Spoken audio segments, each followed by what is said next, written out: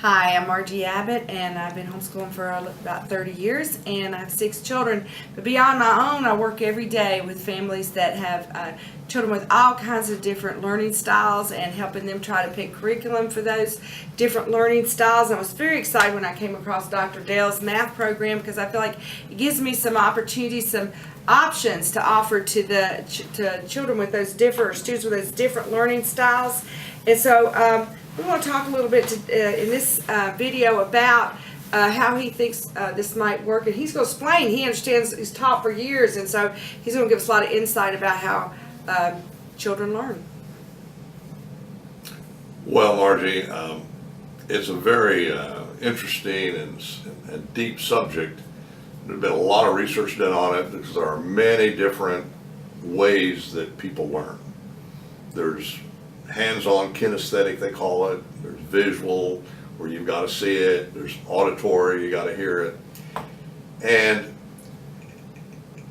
what I found is that you need to try to give a child an exposure to all 3 of those modalities so that whatever seems to fit them will. Some get a lot more out of one modality than the other. Now today we have a lot of children that have a fear of math, or they might have what is sometimes labeled a learning disability. I don't even know all the terminology, but ADHD and Asperger's and different degrees of autism and all of this. And they say, well, will your program work for my child if it's he or she is in this category? And my answer is, I don't know. How can I know? In fact, you don't know. So what you have to do is you have to try it and see. Now, I will tell you this. I've had children that were very unsuccessful in a conventional classroom mode with a conventional way of doing it, that when you give them this self-paced, interactive learning, they catch on and do it quite well. And my experience has been is about 95% of all children are capable of learning math, certainly up through the practical math level. A smaller percentage probably have the motivation and the aptitude to go beyond that into, say, STEM math. But we climb the ladder. We go through the practical math first, then we go into a little more advanced to get them ready for the SAT, which isn't too much as you see it on another video, and then we go even deeper and teach them the modern tools if they're going into STEM math. And so I just say to any parent, if you have a student and you're not sure whether any program will work, try the program and see. In our case, we have you start them in Tier 1, and after about 30 days of fiddling around in Tier 1 and going through it, you're going to know, is this working for your child? If they're enjoying it and they're learning from it, that'll continue. If they're not, for whatever reason, go do something else. We give you your money back, and that's the end of that, because there's just no way to know until you really try it. Wow, that really sounds appealing to me, because we do have so many options as homeschoolers with math. It'd be nice to have something I could try. I also like the idea of the fact that it's self-paced, because some of our kids could go faster and some go slower. Oh, that's critically important. As a matter of fact, one of the problems with our education system today is that it's outmoded. Any kind of group teaching is challenging and difficult in the conventional way of a lecture, and then the students are all kept in some kind of a schedule, because some students are going to be faster, some are slower, and that's just always the way that is going to be. And I quite frankly feel very sorry for teachers that are trying to teach a large group of students and keep them on some kind of a schedule, because it's almost impossible. I mean, I'm a pretty good classroom teacher, and I can't do it because of that difficulty.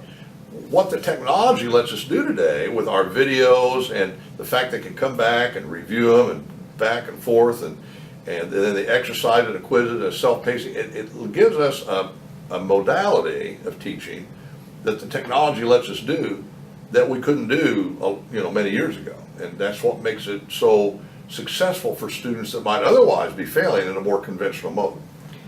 So I understand that the videos are visual, but can you explain a little bit more how it's kinesthetic? Kinesthetic? Kinesthetic, yes. Yeah, well, sure. Math, we analogize it to a sport. And so what I do in a video is I teach you how to do something. whatever that something is or that concept is. It's usually how to do something, solve a certain kind of problem. Then we give you exercises to do just what I have demonstrated. In fact, even in the video, sometimes I'll say, pause the video and do something. And they may or may not, but they're invited to do that. But once they've learned what they think they understand it, then they go and try to do it with exercises. And a lot of times, when they start doing the exercises, they forget what I said in the video. And they can't do it. So what are they going to do? Go back to the video. They control me. Watch it again. Then go try it again. Oh, gee, I forgot again. What did he say? And they can jump around in the video, go to the part that has that, because they're not very long videos, let's say 10-minute video, but maybe it's in the 7-minute mark that I did something that they have forgotten now. And so it's an interaction back and forth between the student and the video, and until they can do that exercise. And then we give them a series of exercises to do, and we say, look, until you can do them comfortably, don't take the quiz. Because you got to get 100% on the quiz. There's no C's in math. You either understand it or you don't understand it. It's that simple. Right. If I give you something to do, what's the area of a triangle, and I give you a way to figure it out, you either can or you can't. Good. There's no C. It's an A or an F, essentially. And so this technology lets me do this. I could never do what I'm doing in a standard classroom format. I can't even do it as an individual tutor, because if I'm sitting and I'm tutoring you and I'm trying to teach you something, I'm on a schedule, and the student can't back me up and make me do it again or come back an hour later and do it again. I mean, it's just not practical unless you have an unlimited budget. I mean, if you want to, I tell you what, if you wanted me to hire me to tutor your child one-on-one, just live tutoring, I can do that. But to give them what they need is going to cost you probably $30,000 a month. Wow. You want to spend 30 grand a month? And even then, I'm not sure it'll work, because it's just not possible. But the video makes it possible because they control it. And if the student is ADHD, as you say, and they study for 10 minutes and then get distracted, fine, they can come back later.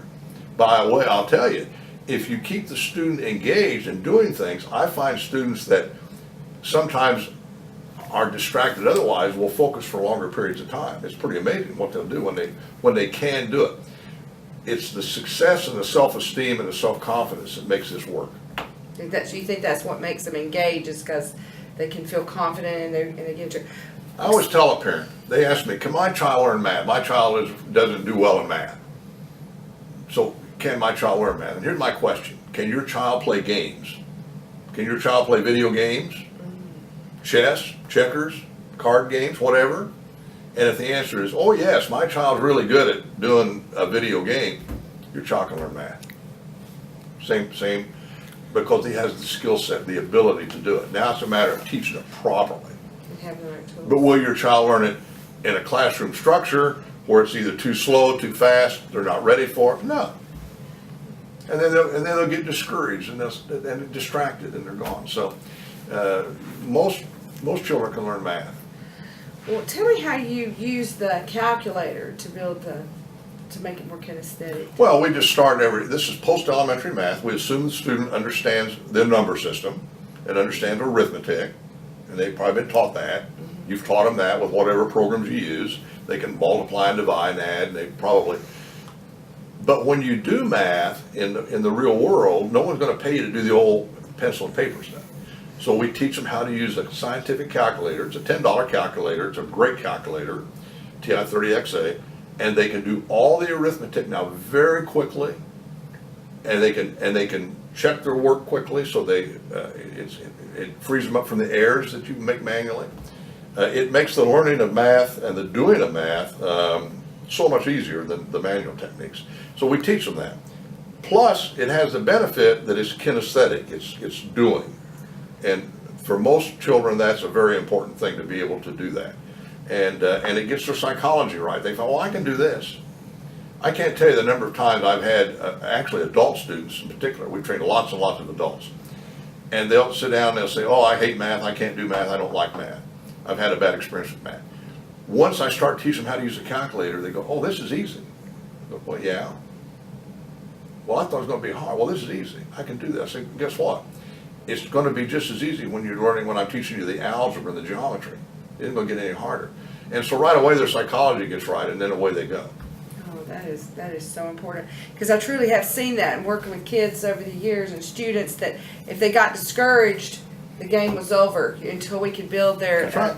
enthusiasm. And sometimes because they've had these special needs, these different learning styles, Mhm. they've not fit in the typical standard right. curriculum box, Mhm. and so they assume they're not able to do it because they're not, That's right. you know, quote, normal. That's right. And yet they're very gifted lots of times in those areas. So that is exciting. That's find right. that To there's- me, it's a modern tragedy of our education system. Look, our education system is something we inherited from 100 years ago. It hasn't really changed in 100 years. It's gotten more cumbersome, more testing, more thicker books, more improper material that's either premature or obsolete. And it really has become very difficult for our students to survive that system. It's really not a good system. I mean, I hate to say that, but that's just the facts of life. And so, but modern technology lets us do now what they need to do. It's like having me on call as a tutor that they control for $1 a day. Now, where are you going to get a tutor that the student controls at the pace the student wants, and they can take vacations and break for $1 a day? I mean, it's just, but that's technology. I couldn't do this 20 years ago.